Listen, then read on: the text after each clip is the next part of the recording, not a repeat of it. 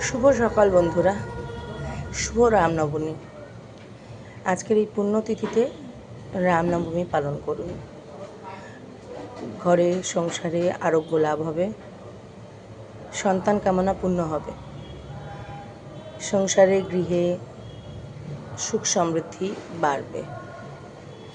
অনেকে হয়তো ভেবে থাকছেন রামনবমী পালন করব কিভাবে। রামজির ছবি বা মূর্তি, সীতামাইয়ার ছবি অনেকের বাড়িতে নেই। বাড়িতে যদি আপনার ঠাকুরের স্থানে যদি লক্ষ্মীনারায়ণ থেকে থাকে, শ্রী বিষ্ণুদেব, মা লক্ষ্মীর পূজা করুন। অবশ্যই তার সাথে যদি হনুমানজি থাকে, তাকেও পূজা করুন। তাতেও রামনবমীর ব্রত পালন করা হবে। আজকের দিনে পারলে নিরামিষ আহার গ্রহণ করবেন। সবাই ভালো থাকুন। জয় শ্রীরাম।